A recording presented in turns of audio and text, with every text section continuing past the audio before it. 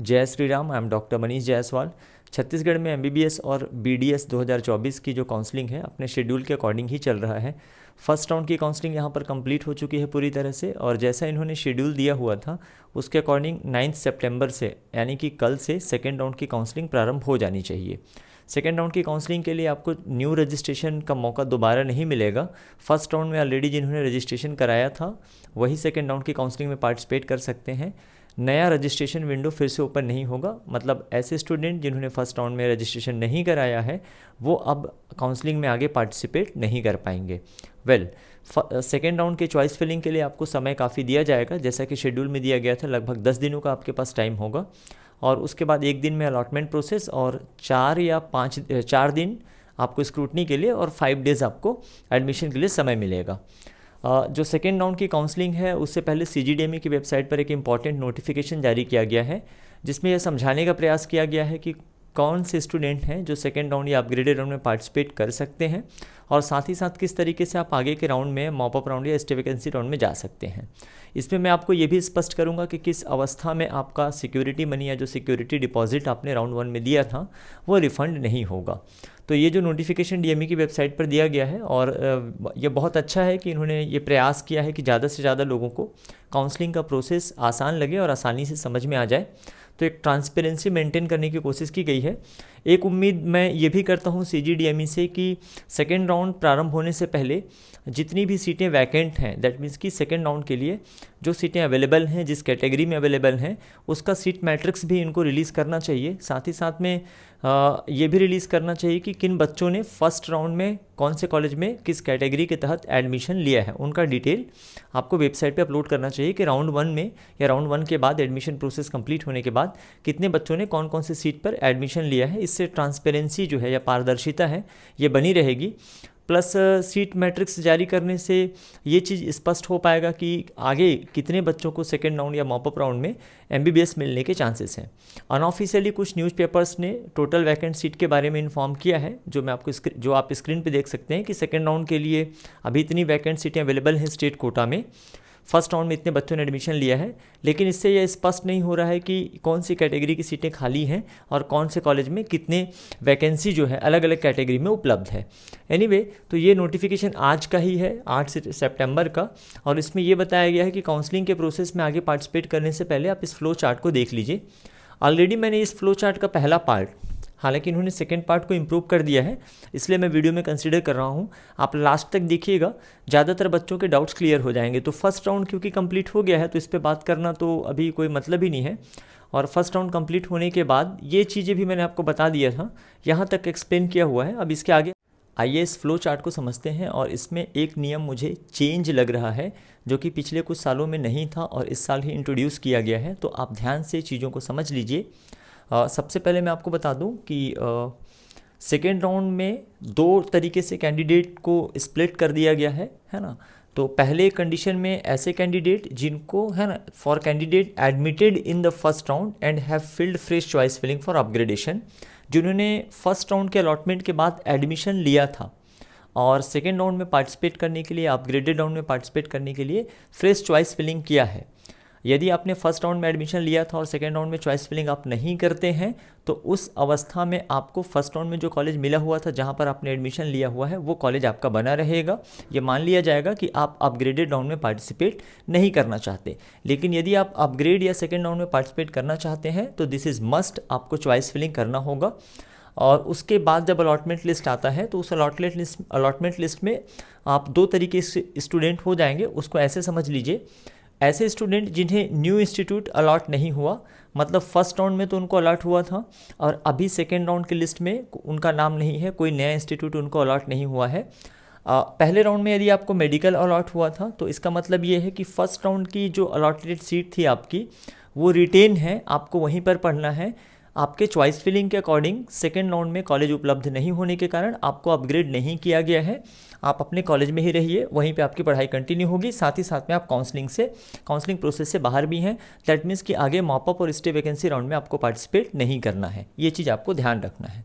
अगर आप dental college allot हुआ था आपको राउंड 1 में और उसके बाद आपको सेकेंड राउंड में अलॉटमेंट नहीं मिला, अपग्रेडेशन नहीं मिला हुआ है, तो उस स्थिति में भी आपकी डेंटल की सीट रिटेन है, बनी रहेगी, लेकिन आप मॉपअप राउंड के लिए एलिजिबल हैं एमबीबीएस के लिए। इस चीज़ का आपको ध्यान रखना है। बीडीएस वाले मॉपअप राउंड में सिर्फ एमबीबीएस के लिए एलिजिबल रहेंगे, स्टे वैकेंसी राउंड में भी एमबीबीएस के लिए एलिजिबल रहेंगे, लेकिन एमबीबीएस जिनको ऑलरेडी मिला हुआ था, है ना, तो उस स्थिति में वो आगे मॉपअप या स्टे वैकेंसी राउंड के लिए एलिजिबल नहीं रहेंगे जिन्होंने एडमिशन लिया हुआ था। अब इस सेगमेंट को समझिए, मेरे ख्याल से वो क्लियर है, स्पष्ट है। ऐसे स्टूडेंट जिन्होंने न्यू इंस्टीट्यूट अलॉट हुआ है, अब इसमें परिवर्तन क्या है?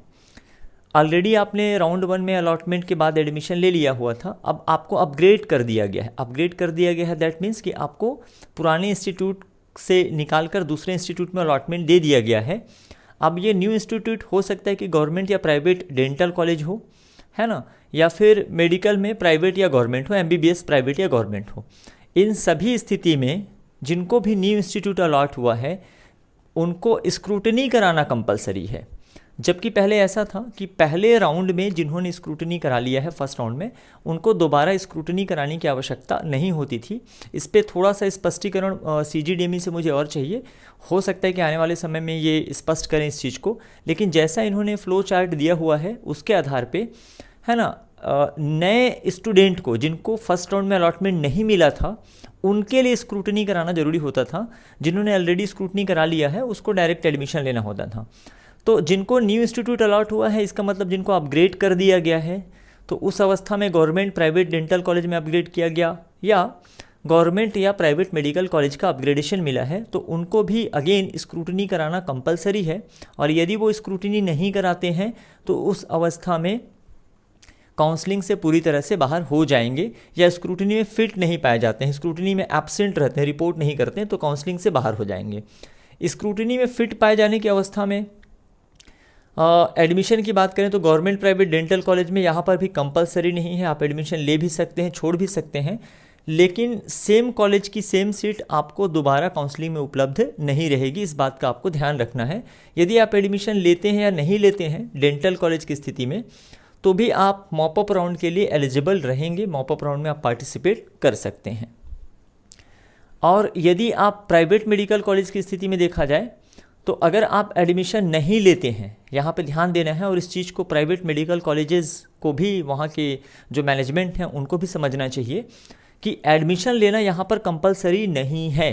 बस इस चीज़ का ध्यान रखना है कि एक बार अगर आपको कोई कॉलेज मिल गया तो वो कॉलेज आपको दोबारा काउंसलिंग में अलॉट नहीं होगा। एडमिशन न लेने की स्थिति में भी आप न्यू चॉइस फिलिंग के लिए या मॉपअप राउंड के लिए एलिजिबल रहेंगे।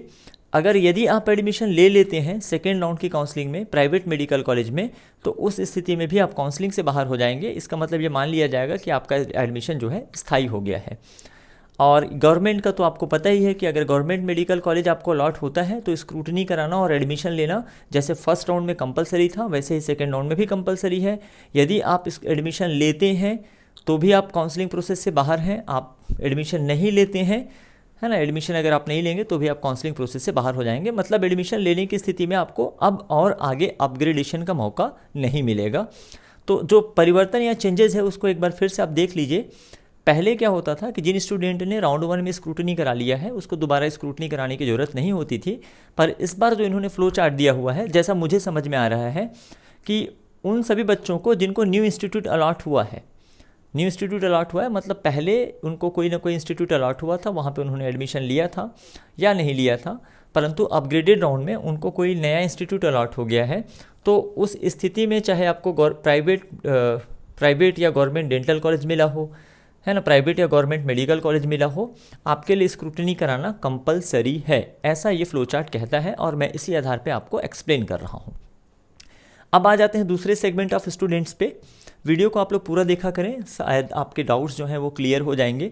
तो ये दूसरा सेगमेंट ऑफ स्टूडेंट क्या कहता है कि सेकेंड राउंड में फॉर कैंडिडेट नॉट अलॉटेड और allotted but not admitted in the first round, ऐसे कैंडिडेट के लिए सेकेंड राउंड में जिनको फर्स्ट राउंड में कोई अलॉटमेंट नहीं मिला था, पहली बार सेकेंड राउंड में अलॉटमेंट मिल रहा है, या फिर ऐसे कैंडिडेट जिनको फर्स्ट राउंड में अलॉटमेंट तो मिला था लेकिन उन्होंने एडमिशन नहीं लिया था।